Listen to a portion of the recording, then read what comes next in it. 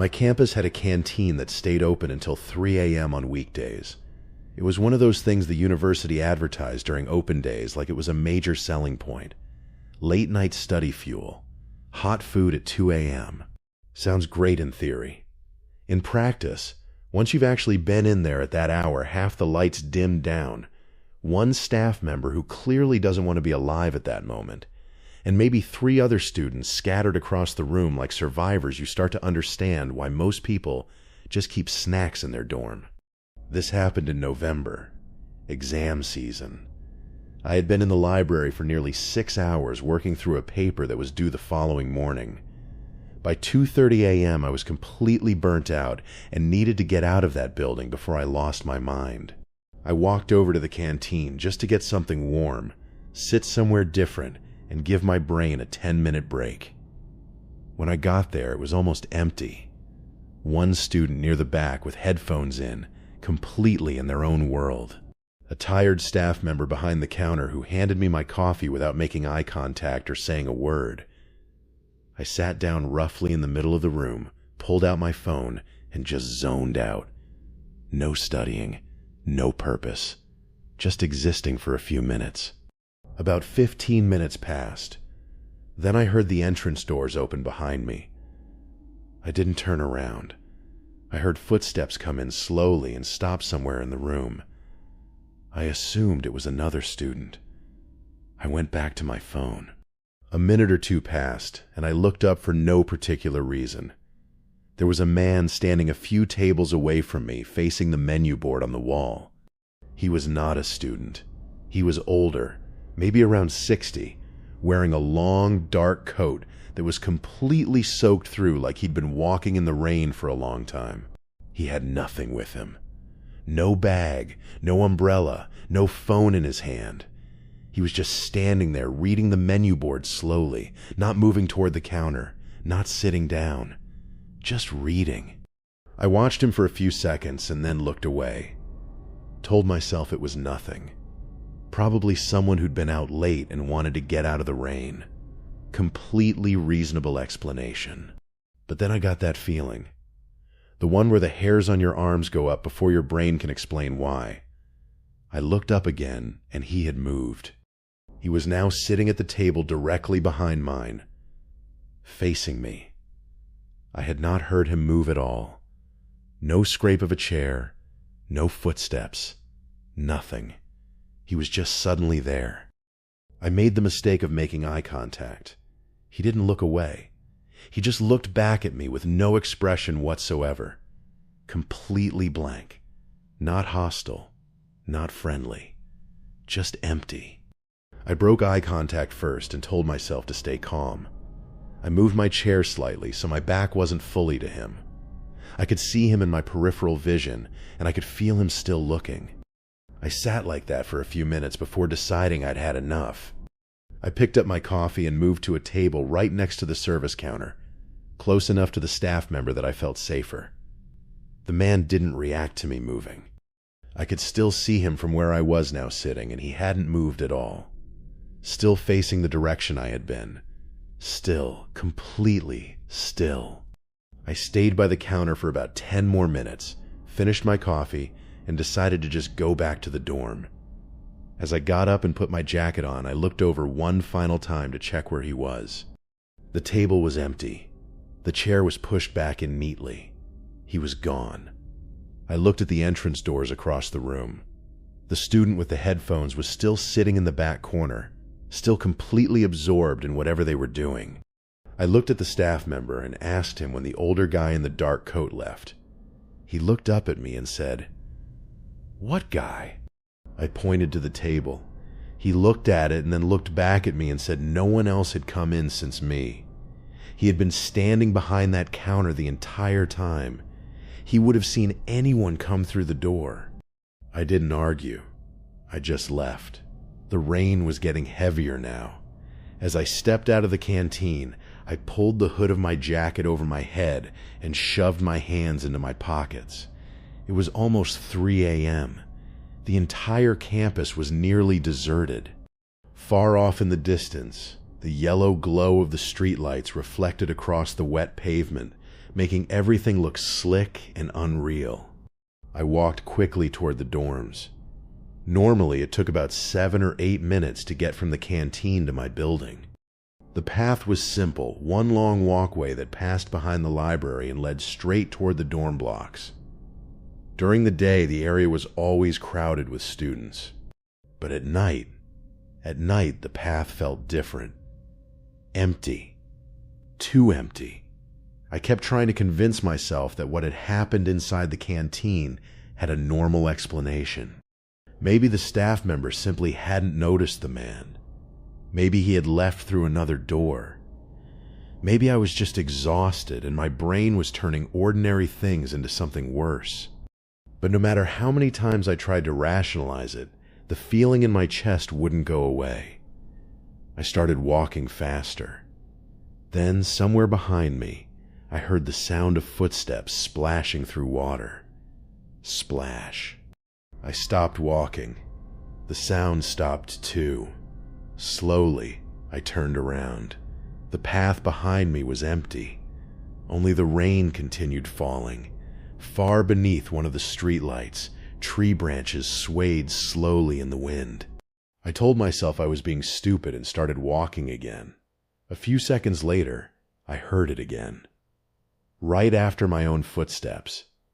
Like someone was following behind me, just slightly slower than my pace. A cold sensation crawled up the back of my neck. This time I didn't turn around. I just kept walking. Then faster. Almost speed walking now. Behind me, the sound continued. Always a few seconds behind my own steps. By now I could see the dorm building in the distance. A few windows still had lights on inside. I just needed to get there. That was the only thing in my head. Then suddenly my phone vibrated in my pocket. I nearly jumped out of my skin. My hands instantly went cold. Who would be calling me at this hour? I didn't answer it. I just stared at the screen. My entire body felt frozen. I stopped in the middle of the path while rain poured down around me, barely even feeling it anymore. Slowly, I turned around. Far away, under one of the streetlights, someone was standing there. A long, dark coat. Completely motionless. I couldn't make out the face, but somehow I knew it was him. He wasn't moving, just standing there. And then I became so terrified that every hair on my body stood up. In that moment, only one thought entered my mind. Run. And I ran. I don't even remember crossing the rest of the path. Somehow I reached the dorm building in less than a minute, breathing hard, fumbling with the entrance door before practically throwing myself inside. That night I didn't sleep at all. I just lay there awake in the darkness thinking about him. Thinking about the call. Thinking about what would have happened if I had answered it.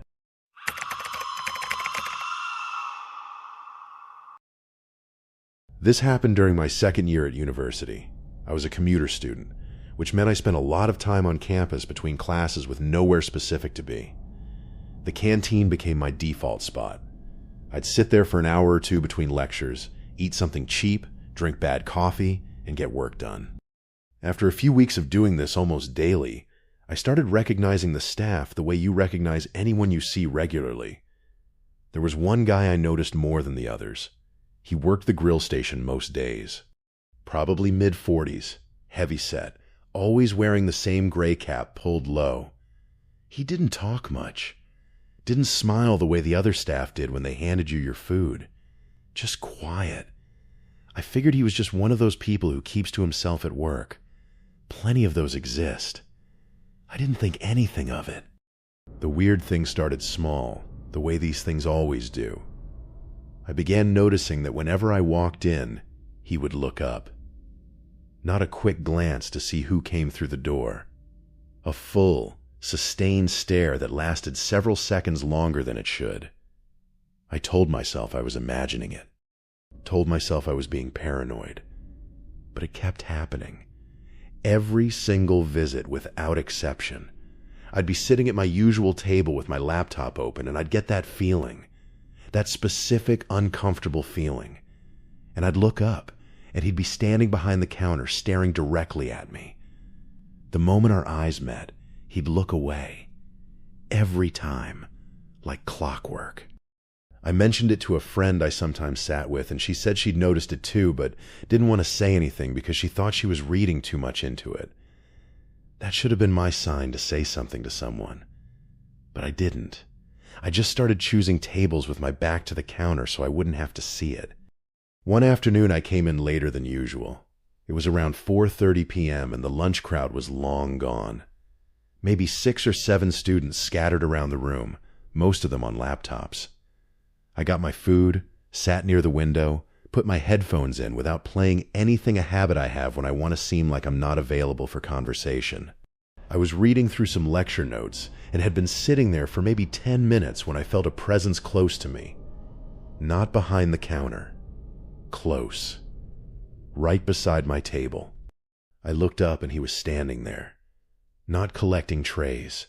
Not wiping down nearby tables. Just standing at the edge of my table, looking down at me, holding a cloth in one hand like it was a prop. He said, "You come in here a lot." I said, "Yeah," kept my eyes on my screen, hoping he'd take the hint and walk away. He didn't. He stood there for a few more seconds and then said, "You always sit alone." I said I was just studying. He nodded slowly and said, "I know. I notice." I want to try to explain why that specific sentence hit differently than anything else he could have said. It wasn't a threat. It wasn't aggressive. But the tone behind it was wrong in a way I can't fully describe. Like he was sharing something personal. Like noticing me was something he'd been doing privately for a while and was now choosing to let me know about. There was something almost satisfied about the way he said it. I gave a tight smile, closed my laptop, packed my bag, and walked out without finishing my food or saying another word. I avoided the canteen for about 2 weeks after that. When I eventually came back, I made sure to go during the busiest part of the day, surrounded by people. I scanned the counter for the gray cap but didn't see it. I assumed he was just off shift. When I came back a second time and still didn't see him, I asked one of the other staff members, a woman who'd clearly worked there a long time, if the guy from the grill station was working today. She looked at me with a slightly confused expression and said, "Which guy?" I described him. Mid-40s, heavy-set, gray cap, works the grill most afternoons. She shook her head slowly and said no one like that worked there. She'd been at that canteen for 3 years. She knew every person on the roster. I asked if maybe he was a temp or a contractor covering shifts. She said they hadn't had any temp staff all semester. I never saw him again after that afternoon at my table. I have no explanation for who he was or how he was standing behind that counter every day without being on staff. What I do know is that he had been watching me long enough and consistently enough to feel comfortable walking up to my table and telling me about it. That part is real, regardless of anything else. And I think about it every time I sit in a public place with my back to the room.